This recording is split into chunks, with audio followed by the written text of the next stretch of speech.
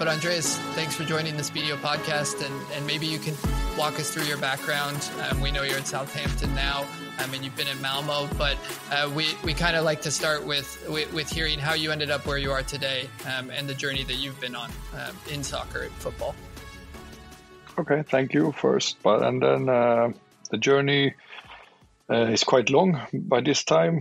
So altogether 15 years at Malmö through academy most of the time, and the last 4 years with the first team, and then in a director's role, sporting director and technical director. And then during that time, I've also been in 3 different spells in England. So first Brentford, then Arsenal, and now Southampton, working in set pieces and individual development. You've always been a coach, but you worked with Spiideo a little bit at the very beginning as well, correct? How did that come about? No, I've been a coach for sure, but I've also do a lot of work in scouting internally and externally for the clubs. Also in methodology, in training and games. So finding the best possible solutions for video analysis and feedback has been a big part of my targets, and to constantly think like, how do we make sure we have as objective truth as possible when we discuss between coaches or between coach and players, and how can we give ownership to the players to do their own self-reflection and analysis. So it has always been a great tool to be able to watch the football from the outside without the adrenaline pumping or the very quick need of a reflection, to actually be able to do it calmly at another point.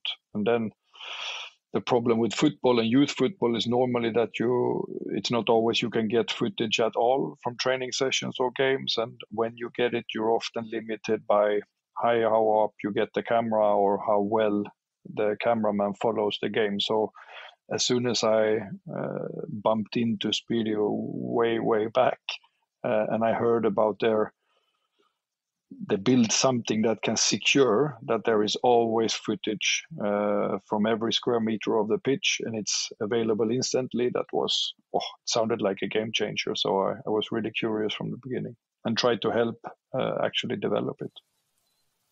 Yeah, I guess, Andreas, one question I have is, you mentioned practice video versus obviously games, which are important. Is there, have you typically used practice video? Is that just as important when you're doing video analysis with individual players or groups, or is it specifically more around what's happening on a game day? No, I would say the game day is always central, but the big thing is that the games, them you can often get a video from, because there's quite many people in audience, maybe a parent, or if you are at professional level, you get it from broadcaster, and that's normally not a problem. And in a away game, you can get it from the opponent maybe or something. But in training, many times it's only the coach and the players, and you don't have resources to get footage, or it's not possible where you are in the facilities. So the real game changer with Spiideo was then that you could have a highly professional feedback process, even if you're coaching under 10s or under 14s, where learning is an even bigger part of the process. So it's probably more that democratization of video analysis just all over the lines and all over the teams and all activities together that really excited me. And also, as I said, that you actually get the full pitch, because that could otherwise also be problems in training where you might split the group, you might use all parts of the pitch, and even if you have a cameraman, then where should I put the focus? So now that's a massive part. The big thing about training is also that the video footage from a game is normally interesting for a little longer, so a few more days. But after a training, you normally want to review it really quick, give quick feedback, because next day it's a new training session and new things to plan, and the turnover of working with a video file and getting it all set up, there's no time for it.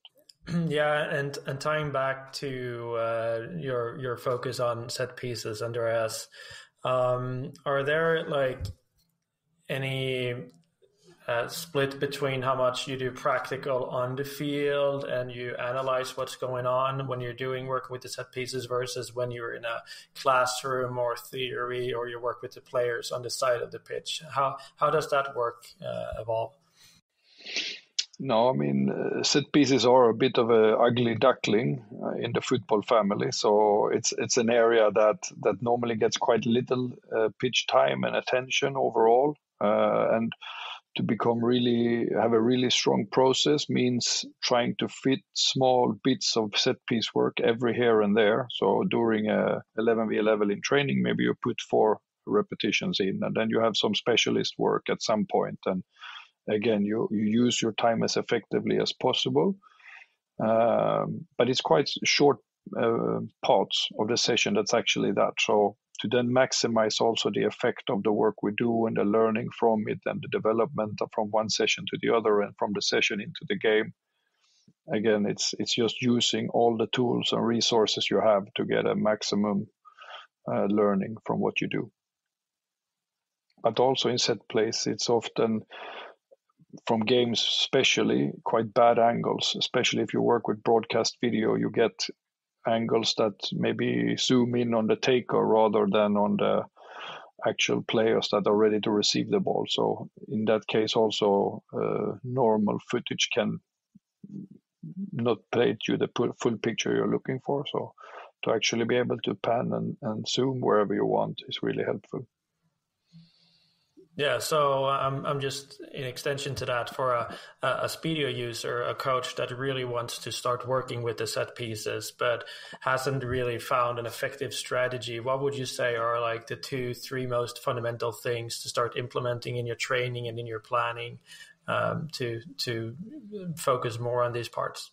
But that's really not only about set piece. It's just when you step on the training pitch, you don't really know. You could guess in advance what will be the parts that I want to give feedback on.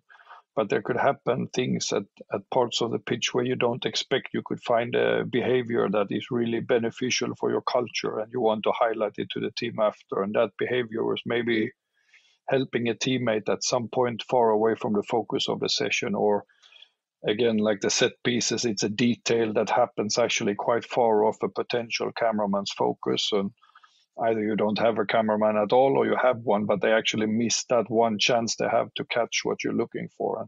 And this is, even with IP system, if you have to control the camera, you only have one chance. But if you have a system that always capture everything, it's such a nice feeling as a coach when you walk off the pitch that everything that happened that I might want to feedback or review, it's going to be there. I don't have to worry. And it's there instantly. What about during a match, Andreas? I know you haven't been at Southampton too long at this point, but maybe when you were at Malmö, how did you guys work with video live during matches? And not just, obviously, we've been talking a lot about set pieces, but just in general, live video on the bench, maybe at halftime in the locker room. What was that process like? I think there's really two different parts in that. One is, of course, the performance side and trying to win the game, which means you can review situations and try to adjust what you're doing on the pitch to improve the chance of winning. But there's another one also where if it's a learning situation, it might be a youth team or a learning situation in a first team where something happens and you view it again with full adrenaline and with all the biases you have as a coach of a team, where you really can benefit from calmly sitting down, watching it again. Was it really as bad or good as I thought? And then I can give much more constructive feedback during the game, like just talking to the players as the live game goes, or at halftime when you have a bit of breather. But to take away the biases, to take away all the emotions and all the adrenaline, the live video is just really beneficial. So you can try to be more objective when you actually give your feedback. Yeah, we've talked to a few analysts actually, and I think Deli's asked this question most of the time. But when we ask them, and I'd love to get your thoughts on kind of the difference between, you mentioned it, but showing those good moments and showing those bad moments. And if you have any Any thoughts about maybe one is more effective, or you kind of have like a ratio of showing, 5 good moments, 1 bad moment, or the opposite? Is there anything like that that you kind of deploy with the teams that you've worked with? It seems like quite a common truth that you should have 5 times more positive clips than negative ones. For me, I've never tried to count them. I think it all depends on how you deliver the message and what trust the group have in you as a coach. If they trust that I will only give feedback to help them and to help the team, and I deliver it in a way that is like human and really with the tone of voice or the body language that you would expect from someone that care about you. For me, I never really, I think I really try to help both by giving corrective feedback or confirming feedback. So it's all, I think, in how you deliver those messages, and not only what you say, but actually how you say it with body language and tone of voice of these things, because that means as long as the players feel that I only do it out of care and they trust me with that intention, then I don't really, when things need to be corrected, we should correct them. When things need to be just affirmed and confirmed positively, we do that.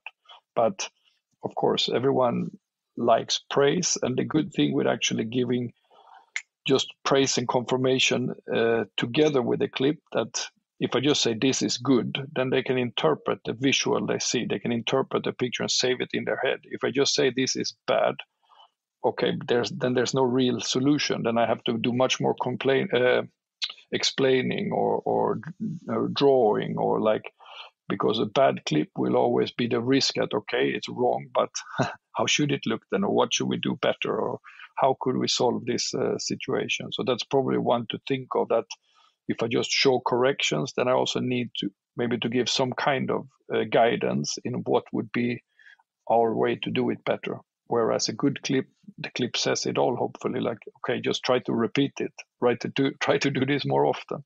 Yeah. I have a million follow-ups, but I'll let these guys jump in with some questions. One follow-up here, Andreas, which I'm curious is, do you think doing it in small groups or as a team, or even just as like in a one-on-one setting, is more effective, or what you're the message you're trying to get across, and then also the time between the action happening on the field and when you're showing them? Like, do you think that it's relevant if it's within the first hour, the first 24 hours?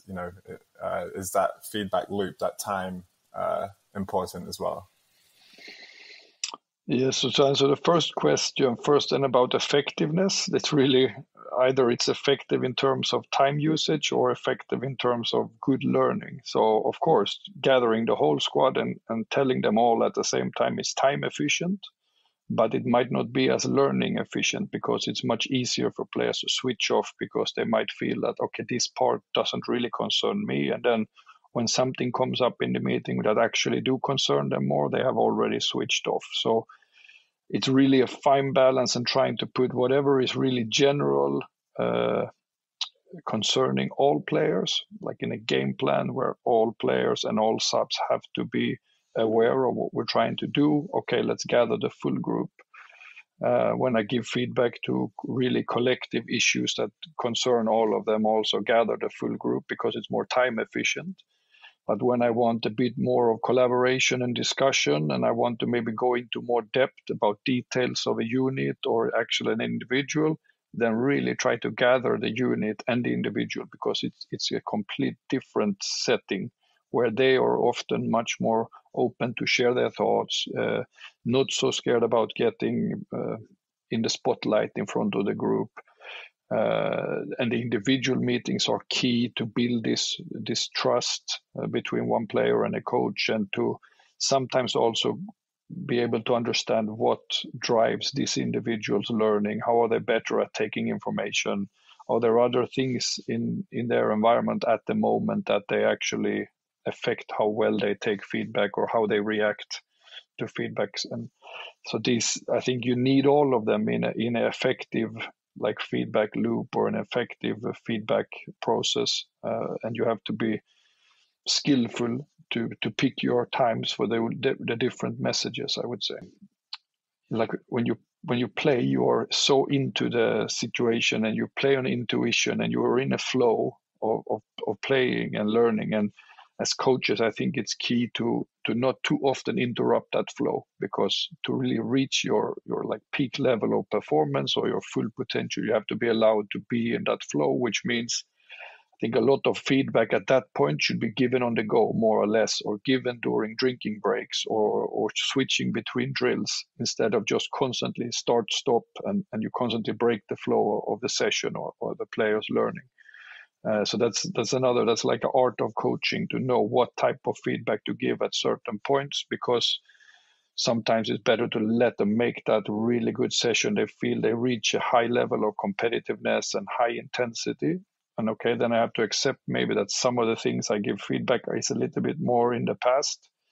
So that's, again, always a balance. And that is also when I think just confirmation of good actions, it's easier to give on the go. Just the pattern is there, they do it well, I can just confirm it, and they will save the picture in their head of something that was good. They just see, okay, this is what is looked, and then we can try to copy that action many times.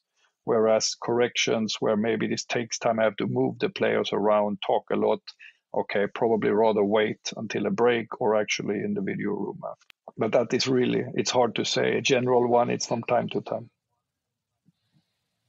Yeah. I was going to ask how much you encourage, you mentioned getting in the video room as a team and things like that, but how much do you encourage players to do their own kind of video analysis and own reflection? And maybe it's different based on if it's an academy player or a first team player, but I would love to hear how you approach and the philosophies you bring around them doing their own analysis and kind of reflection on their performance. No, I think to start with, in football, like a team sport, it's not so clear to after a game see who is responsible for the different thing. It's easy to hide in the collective.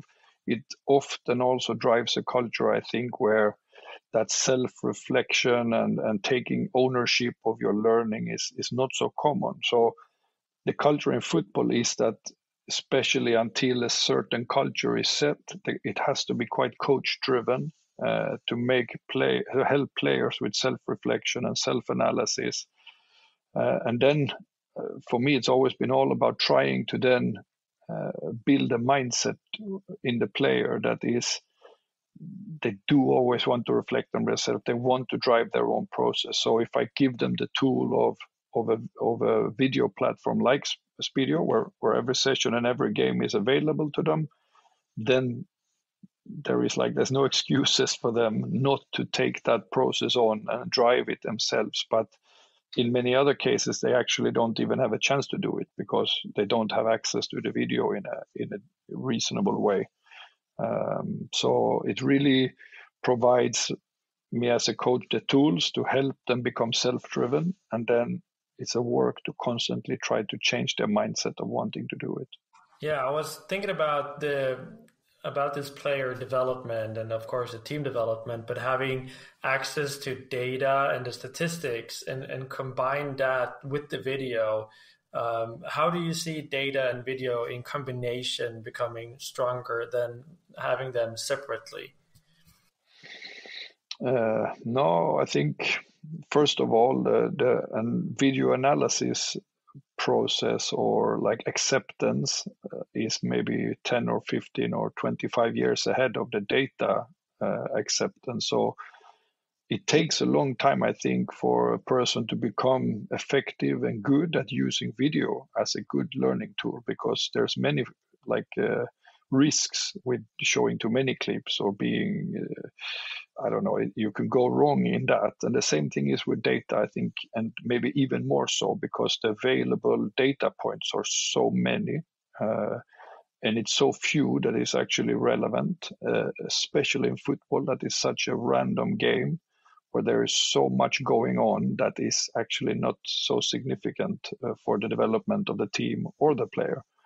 So I think like a really good data analysis process can really help both creating motivation and creating good learning. But there are also so many risks like using, like you can prove anything with statistics. So any point or bias you might have as a coach, you can always find some stats backing it up, and that is really risky, because then again, all these confirmation biases are from coaches. This is the biggest problem in youth football, is my friend, that you think you have all the answers. If you can also back it up with some strange statistic, it's even harder to say, actually, like, I don't agree. I don't think that playing style is very developing, or that talent identification is very accurate. So it's going to be good, but it's, again, some will be really good at using it and some will be really bad.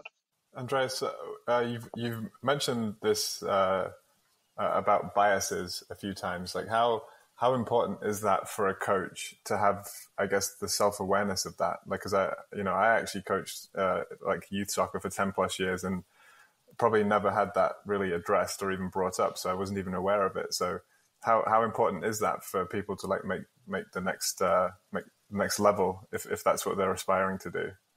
For me, it's massive, and especially, I don't know, now my whole experience is in football, but you normally say that there is like 5 million head coaches of the Swedish national team in Sweden. Like, everyone knows football best. It's just, that's the beauty of the game, but it's also really risky, because in a football team, the authority of the coach is normally so big that it's taken for granted that is the person that has all the knowledge and skill sets to develop footballers or develop football teams. And the result is such a defining argument for if that is true. So a winning coach, a coach that wins games, seems to then have all the answers right, where it's normally completely the opposite. And if you base too much of your methods on just trying to win the game, you're going to do a lot of things wrong, especially at youth level, but also at first team level. So it is massive for me, just being aware of them. As soon as you're being aware of your biases and you're willing to question them and also be self-reflective as a coach, then it's no problem. Then you will always try to take in opinion of others, take in opinion of the players at the right time, trying to develop your process as a coach and as a team. But again, if you're not willing to do that, you just want to prove that you're right, of course, you can always find a clip or a data point that will help you prove that point. It's kind of an odd question, I guess, and it might be putting you on the spot a little bit to think of an example. But I was curious if there's any, because you've been a coach in Sweden, you've been a technical director and a sporting director in Sweden, and you've been a coach and director in the UK and in England. Are there any coaching like cultures or philosophies that you've taken from Sweden to the UK, or that you've taken from the UK and brought back to Sweden? Is there anything that comes to mind in terms of like coaching culture or philosophies or tactics or anything like that? I think loads for sure in both directions. It's not so much down to the countries, however. It's just down to the people you work with and the methods you try. So a lot of the things that I learned and developed and tried in Sweden, I had great use for when I come to England. And then a lot of the stuff I learned in the different clubs in England, I tried to bring back and use also in Sweden. So it's really, football is so global and ideas are like moving over the world so fast. So it's not anymore so much, I think, that, okay, this country plays this style of football, this country plays this style. It's more connected to the individuals working there and their beliefs and what style they like and what methods they prefer. So I would probably answer it like that. Andreas, football is really the world's sport, and I feel like it is kind of a small soccer world. You know people from all over the globe. But so have you actually looked outside of the game of soccer for any inspiration, or looked at, if you see Tom Brady and the video analysis process they have in the NFL, and that's one of the great things about Spiideo is we get to work with teams in the National Hockey League and various other places like that. So have you looked into other sports to kind of see if there's anything out there that can help in what you do? Yeah, massively. Especially, I think, in terms of leadership or organizational methods. You can gain from John Wooden, former basketball coach of UCLA, that was fantastic and have written a great book about leadership, about good to great, on how to build organization that will outperform their competitors over time, about emotional intelligence, how to be self-reflective and how to see situations and evaluate them differently. A lot of those stuff have helped me form the type of leader or coach or colleague I am today, but also in terms of techniques. So for a set piece role that I have now, there are some sports that are much more detailed when it comes to the blocking techniques or unmarking movements, like American football. That's a more or less a set piece game where you can find so much expertise and quality details in actions they make that actually are similar in a set piece in football. So there are ways in fighting sports where you can see how they balance their body or how they take hits without losing balance. So I try to be curious and see without losing my direction and the path I believe in, but still trying to constantly get inspiration from other fields where they have similar challenges. Well, Andreas, we've taken up a lot of your time, and I don't want to take up too much more, but I want to turn it over to these guys if they have any last questions for you, Nicholas and Deli. Anything else? Well, other than we might see maybe the Philadelphia Eagles offense in the Premier League this year, I think one question I have is where do you go for inspiration? Like, do you have role models? You mentioned one, the coach from UCLA, but do you have places you go for inspiration? Do you have like mentors and role models that you follow to keep getting better and better? I think almost everything I've learned in football and leadership has come from the colleagues I worked with. I've had fantastic colleagues in Malmö. I learned a lot from during all these years. In all the jobs here in England, I have met people that are so intelligent and skillful in the craft that they are working. So, of course, I try to read and I try to follow the flow of information that comes, but it's still quite a little part. I think the biggest is to be curious and to try to see what I can learn from not only the colleagues, also the team we play against, constantly seeing like how do they do things, how do they solve situations that we come against. So I try to pick up a little bit here and there. And again, it's also a lot about, I think, following the direction you have chosen. So I'm not much for every year trying to revolutionize my methods. It's just I really believe in the path I am on and the learnings I have taken along it. But then to find a little thing here, a little bit there, to always fine tune and see if we can come a little bit better.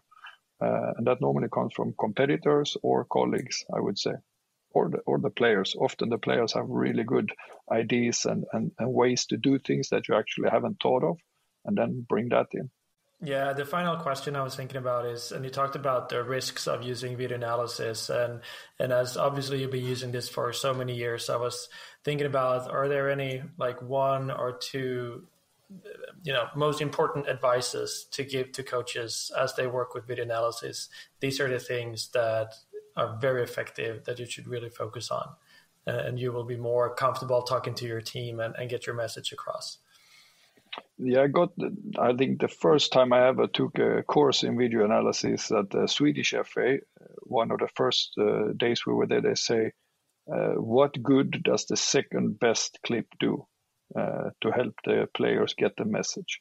And that is such a good thing to remember as a coach. Like, if I have the perfect example, rather show it 5 times then and talk and interpret and go back and watch it again, because what I want to do is send a very clear message to the group.